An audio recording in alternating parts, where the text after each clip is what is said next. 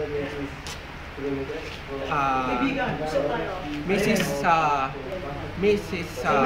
family of Poangco and Aquino. I wanna tell, this is a very sad to say.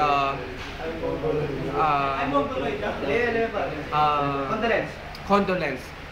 This is me. I'm from Balatbat. I'm from Philippines. Totoo po akong Pilipino at saka ako po hindi ko man po nakita kung ano man pong pinagdaanan ni Mrs.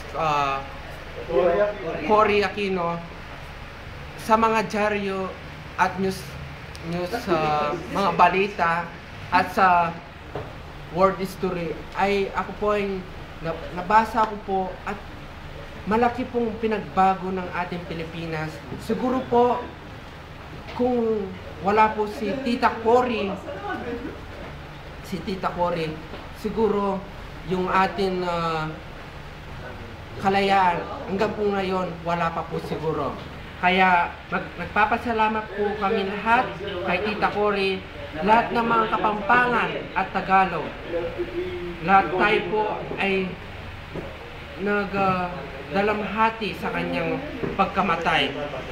Sa atin ay alam mo,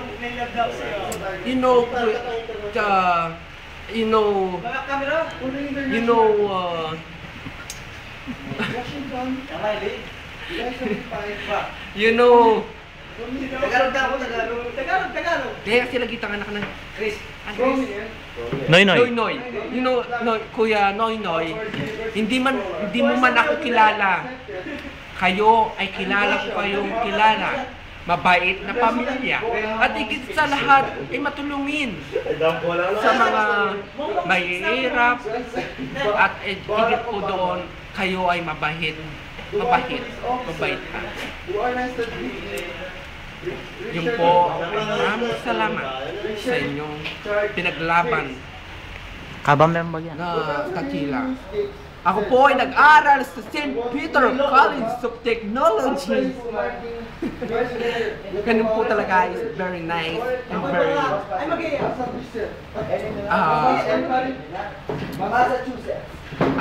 my course is computer technician. I'm a gay. Ninoy Aquino was passed away in 1983 at August 21. I think so, makanita po.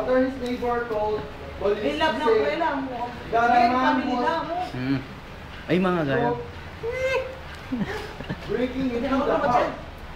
No, I'm very sad today. Yun lang po ang masasabi ko po dito. Mahal na mahal namin po kayo at hindi po namin kayo kakalimutan sa inyong pinaglaban. Maraming salamat.